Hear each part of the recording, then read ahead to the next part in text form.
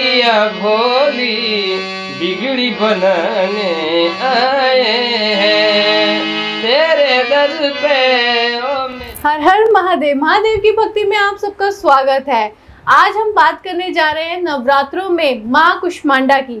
क्या है उनकी कथा, क्या है उनका स्वरूप, क्या है लगता है उनको भोग, इस बारे में हमें बताएंगे पंडित सुनील भारद्वाज जी। जय माता की। हर हर महादेव। जय मातेश्वरी जी। इसमें बताइए कि माँ कुष्मांडा के स्वरूप के बारे में। देखिए, माँ कुष्मांडा का जब नाम आता है तो सबसे पहले तो इनका कुष्मांडा, जो सृष्टि में जब कुछ नहीं था, चारों तरफ अंधकार था, कहीं कोई अस्तित्व नहीं था, ब्रह्मांड शून्य में जा चुका था। उस अवस्था में माँ ने अपनी बहुत मंद मुस्कान, यहाँ मुस्कान नहीं कहा, यहाँ मंद मुस्कान नहीं कहा, बहुत मंद मुस्कान से जब सृष्टि पर अपनी दृष्टि डाली तो सृष्टि में पृथ्वी और सारे जीव जंतु उत्पन्न हुए।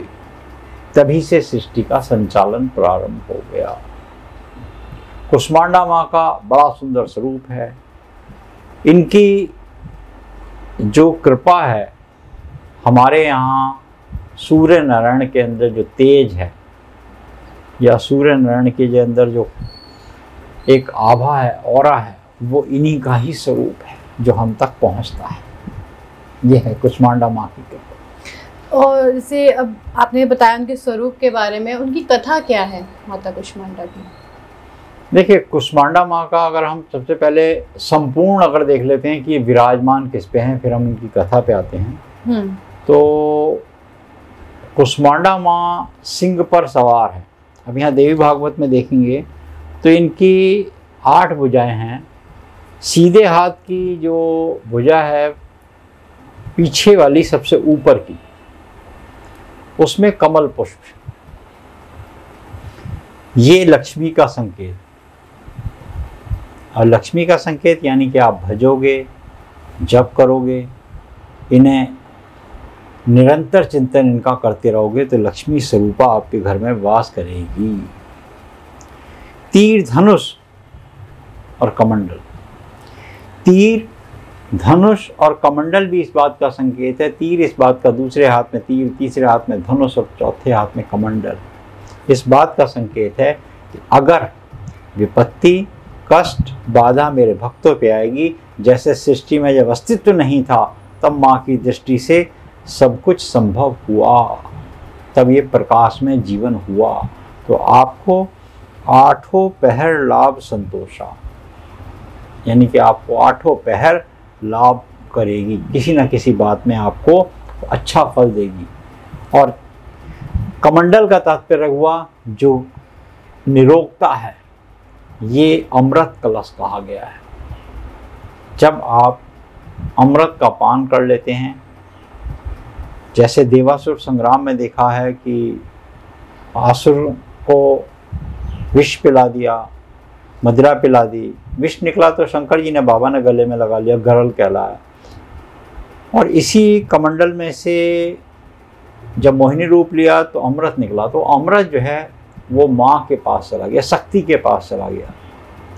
वो शक्ति के पास, क्योंकि ये देवताओं को पिलाया गया, वो उसका कुछ अंश वो आपके लिए है। उल्टे हाथ की बात करते हैं तो यहाँ चक्र है, जो पीछे वाला हाथ है उसमें चक्र है, फिर गदा है, और माला है तीसरे हाथ में जप के लिए। आप निरंतर जप करें, ध्यान करें, नवरात्रों में करें, क्योंकि रात्रि और दिन यहाँ पर बराबर हैं। और कलश भी है माँ के एक हाथ में, एक हाथ में कमंडल है सीधे हाथ में, तो उल्टे हाथ के नीचे वाले हाथ में कलश भी है। ये अमृत कलश है। कमंडल और अमृत कलश दोनों हैं माँ के पास, यानी कि आपको धन और धान्य की दोनों की कृपा बनी रहेगी। अब बात कर लेते हैं अगर हम कि माँ का स्वरूप के अलावा अगर हम बात करते हैं इनकी किस तरीके से इन्होंने संरचना करी। जैसे हमने बताया, अपनी मंद मुस्कान से इन्होंने ब्रह्मांड की संरचना करी। अब संरचना में एक और बात है कि माँ के उपासक जब भी माँ का आवाहन करते हैं तब माँ उनके कल्याण के लिए नव दुर्गाओं के रूपों में आती हैं। और इस समय जब भी कष्ट बाधा हुई, त्राहिमाम हुआ, तो माँ ने अपना स्वरूप बदल के कुष्मांडा के रूप में लिया और सूर्यमंडल में जाकर वास किया। और सूर्यमंडल के अंदर, सूर्य के अंदर कितनी गर्मी है, कितनी तेज है कि उसके पास भी नहीं जा सकता। जो सूर्यमंडल के अंदर वास करने वाला कोई देव या देवता है तो वो सिर्फ माता कुष्मांडा ही है। नव दुर्गाओं में माँ का एक ऐसा स्वरूप जो सूर्यमंडल के अंदर वास करती है और उससे जो यूवी रेज हम तक निकल के आती हैं, तो उसके कारण हमारी काया निरोगी होती है और हमारा जीवन भी संवरता है। इसलिए गायत्री गानी चाहिए। ये सूर्य को जल देने की प्रक्रिया भी कही गई है। अच्छा, आपने कथा बताया, स्वरूप बताया माँ कुष्मांडा जी का। अभी जैसे कि उनको भोग नवरात्रों में क्या लगाना चाहिए, उनका रंग क्या है, भोग कैसे हम लगा सकते हैं? देखिए, नारंगी या स्लेटी रंग मिल जाए आपको तो वो सबसे ज़्यादा अच्छा रंग कहलाता है माँ के लिए।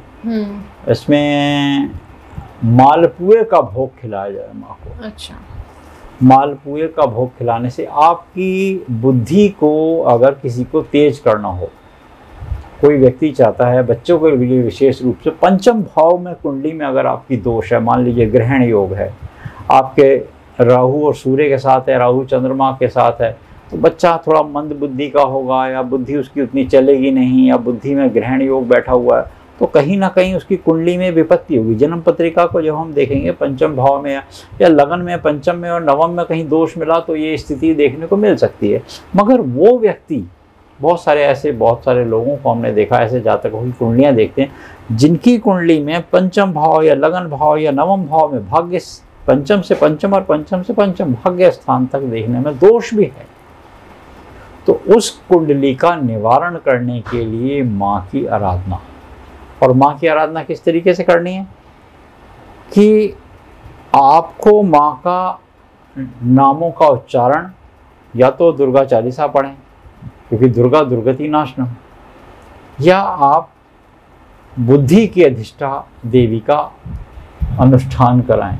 और उसमें क्या है कि गायत्री करें, सबसे अच्छा इनका साधन है गायत्री करें, क्योंकि सूर्यमंडल से जो किरणें हम तक आ रही हैं, जब तक वो किरणें बीज पे नहीं पड़ेंगी, प्रकृति पे नहीं पड़ेंगी, तब तक बीजांकुरित बंद हो जाएगा, हमारा शरीर बढ़ना बंद हो जाएगा। हमारे शरीर के अंदर कुछ जो मिनरल्स हैं वो सूर्य से ही आकर मिलती हैं। यूवी रेज हैं, वो जब हम जल देते हैं तो जल देने की प्रक्रिया, सूर्य को जल दें, सूर्य नारायण को जल दिया, जपाकशम शंकाशम काश में महादोतम तमारम सर्पापग्न प्रतोस्मय दिवाकरम, रोली अक्षर डाल के जो जल देते हैं, तो उसके यूवी रेज जो सूर्य की प्रतिबिंब बनता है उसको पलकों पे लगाते हैं। तो वो पलकों पे लगाया जो हमने, तो उससे हमारा, और उस समय गायत्री गानी चाहिए। और गायत्री जितनी तेजी से आपका शरीर सोच भी नहीं सकता, उसके भी 100वें या 1000वें हिस्से से कम समय में जिस मुखमंडल से निकलेगी, सूर्य से टकरा के गायत्री वापस उसी में प्रविष्ट कर जाएगी। ये गायत्री की विशेषता है, क्योंकि वो माँ कुष्मांडा की कृपा है। जी, बहुत अच्छी आपने इन्फॉर्मेशन दी माँ कुष्मांडा जी की।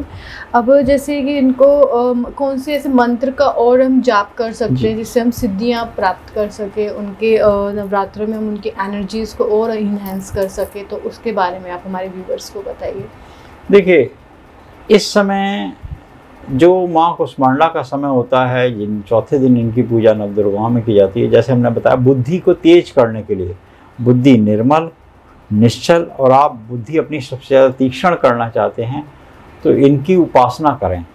और उपासना करने के लिए जो मंत्र आपने पूछा, तो मंत्र बड़ा सरल है। जो मंत्र आपको वैसे तो सरलता से आता है, वरना या देवी सर्वभूतेषु दया रूपेण संस्थिता, ऐसे ही आप या देवी सर्वभूतेषु बुद्धि रूपेण संस्थिता, नमस्तस्यै नमस्तस्यै नमस्तस्यै नमो नमः। बुद्धि रूपेण संस्थिता, हमारी बुद्धि को निर्मल कर दो, निश्चल कर दो। शास्त्र कहते हैं कि गंदे जल में भी अपना प्रतिबिंब दिखता है, बशर्त जल कैसा होना चाहिए? जल निर्मल और निश्चल होना चाहिए, तब आपका प्रतिबिंब दिखेगा। अचल में नहीं दिखेगा, चल में नहीं दिखेगा, अचल में ही दिखेगा, जब वो शांत हो। तो इस बात का आपने ध्यान देना होगा कि आपने अपने आप को शांत बना। बुद्धि जिसकी जितनी ज़्यादा तेज होगी, बुद्धि के बल पे ही आदमी धन उपार्जन कर सकता है, बुद्धि के बल पे ही आदमी अपना उच्च पद प्राप्त कर सकता है, बुद्धि के बल पे ही आदमी कहीं जा सकता है, आ सकता है। और बुद्धि का ही चमत्कार है जो ये कल पुर्जे व्यक्ति ने बना लिए हैं।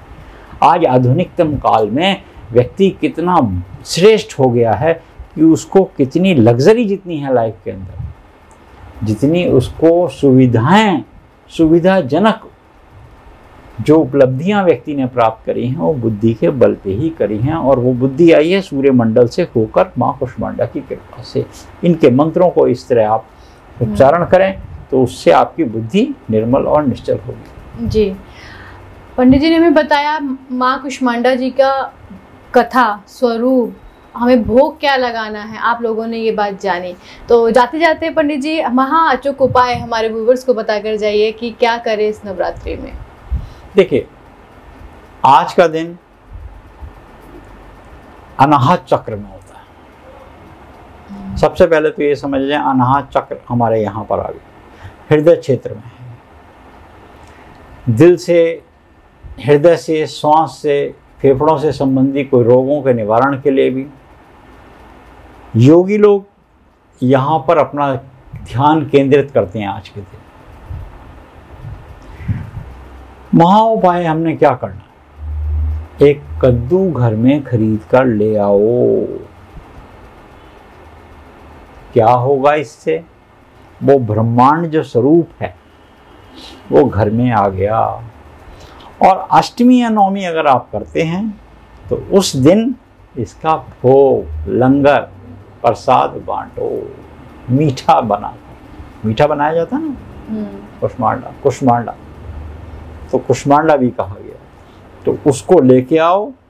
यही आज का है। और एक नारियल तो अवश्य देना है, चुनरी और माता के श्रृंगार के सामान के साथ। और तांबे की गरबी में कुछ फल भर कर दो, लाल फल भर लो।